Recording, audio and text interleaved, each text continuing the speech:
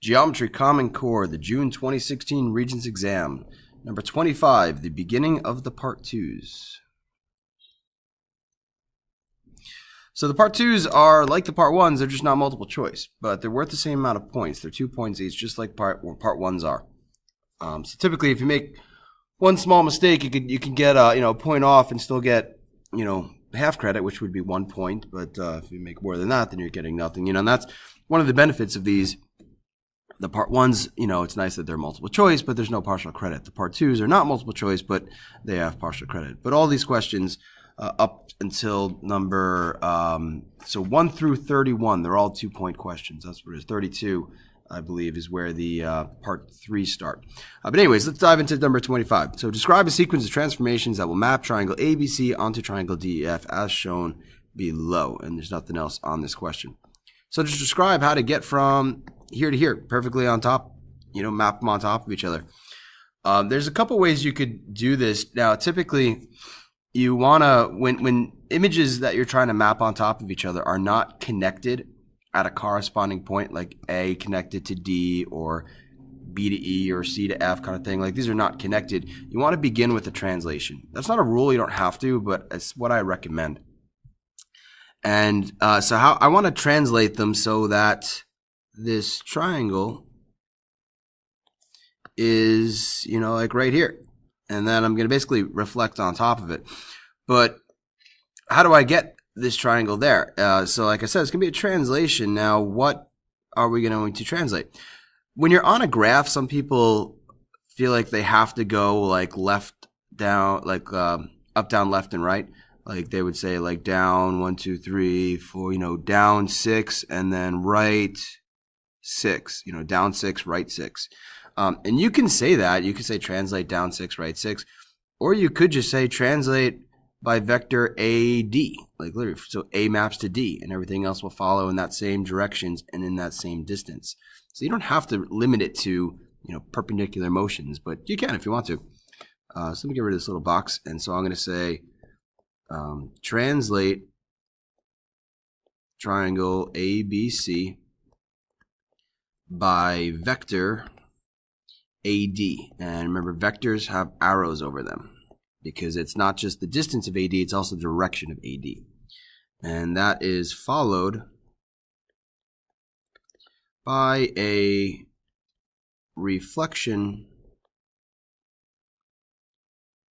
across ED. Now, how did I know it was a reflection? Well, again, so we're moving this here, and think about like A is here on top of D, and again, whenever they list them in corresponding order. So I want A to go to D, and from that translation, A is on top of D. So A, I don't want to move. If I were to do like a rotation or something like that, A would move away from D. I don't want A to move away from D. From my translation, B mapped to E, and B does map to E. So last thing I need is I just need C to go to F. And that's exactly what I'm looking for.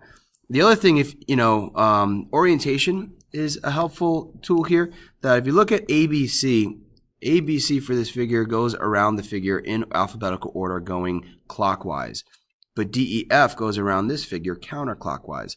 That's opposite orientation. And that only happens when you have a reflection. Reflection is the only thing that changes in images orientation. So if you're trying to map something and you see that it has opposite orientation, then you should know you need to do a reflection at some point. All right, and so let me just get rid of that. It's okay if you drew that stuff. But I think that's it for number 25. Let's go to 26. Point P is on segment AB such that AP to PB is a ratio of 4 to 5. If A has coordinates 4, 2, B has coordinates 22, 2. Determine and state the coordinates of point P. Okay, this is what we refer to as a directed line segment, and this is one of the things that is a guarantee to be on your Regents. It's come up every single year. At the time of me making this video, there's been like 8 or 9 Regents exams made, and every single one's had a question like this, so be prepared for it. Now, how we set it up is it's basically, there is a formula some teachers use. I don't use that. I do a process of a proportion of a slope is basically what I do. So what I do is I start off with the slope, the very, very important, very much needed to memorize slope formula. And so I do second minus first. And, this is my second point. It's my first point. So subtract the y's on top. That's 2 minus 2, and the x is on the bottom. 22 minus 4. 2 minus 2 is 0. 22 minus 4 is 18. Typically, these questions don't work out to be a 0 here.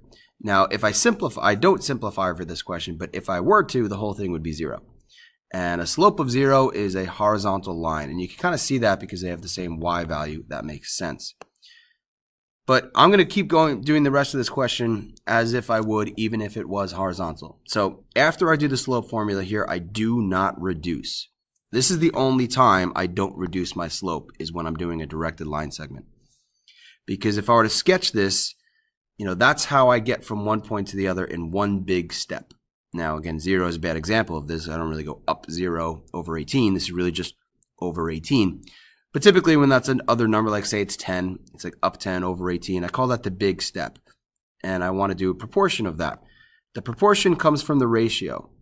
Now, a 4 to 5 ratio means it is 4/9 down the line. And the way that works, the easy way to do it is just the first number is the top, and the bottom comes from the two of them added together. 4 plus 5 is 9.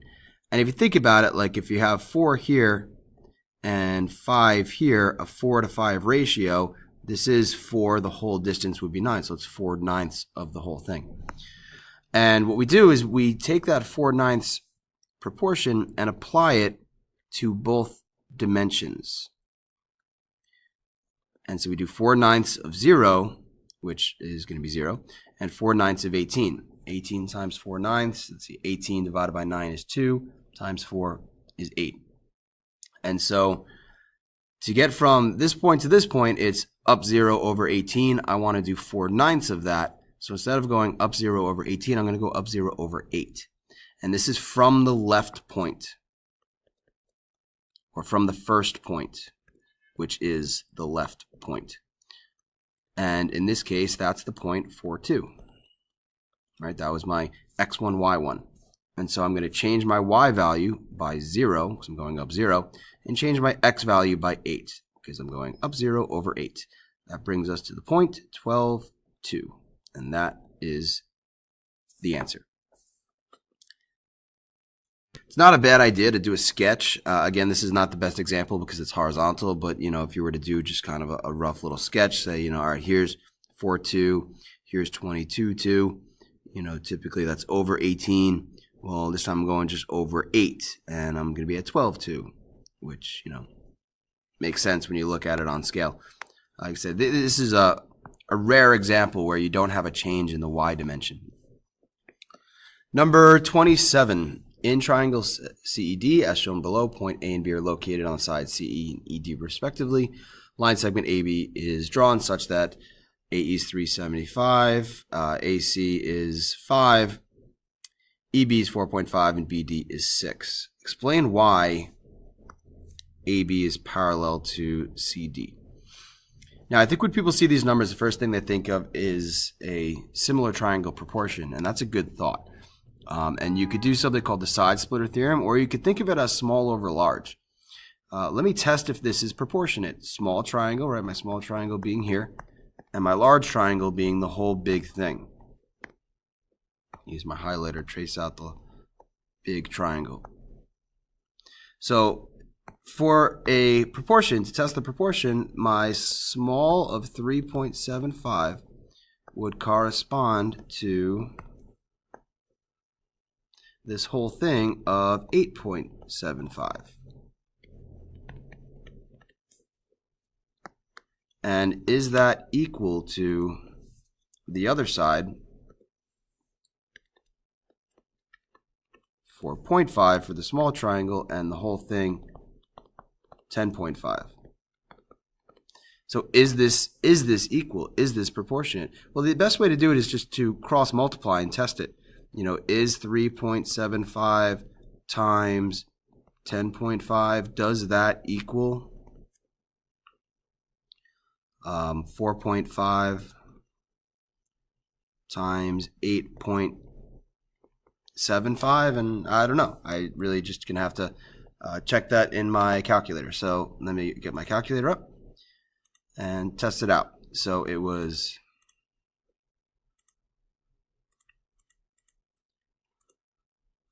3.75 times 10.5. That came out to be 39.375, and excuse me, 4.5 times 8.75 is the same thing. So they're both 39.375. So yes, this is true. All right, so these sides are proportionate. Why is that a good thing? Well, because when you're proving triangles are similar, you have a couple of options. Angle, angle, which we can't do here. Side, side, side, which we can't do here because I don't know this length or this length. Or the very popular side, angle, side similarity, which means two pairs of sides proportionate. We just proved that. And the angle between them congruent. And the angle between these things is angle E, which is congruent for both triangles. So the little triangle here and the big triangle have proportionate sides and one congruent angle. So we can say triangle AEB is similar to triangle CED by side angle side similarity. Therefore, corresponding angles, angle EAB, so I don't know why that blue line is getting drawn sometimes, and ECD, talking about these angles, they are corresponding angles of similar triangles, are congruent. Therefore, AB is parallel to CD by corresponding congruent angles. So kind of like alternate interior angles of parallel lines, these are considered corresponding angles of parallel lines. And so that proves those lines must be parallel. Okay, so that is it for 27. I'm about the 13-minute mark, and this is a pretty important concept on number 28, so I think I'll save 28 for the next video and stop here. See ya.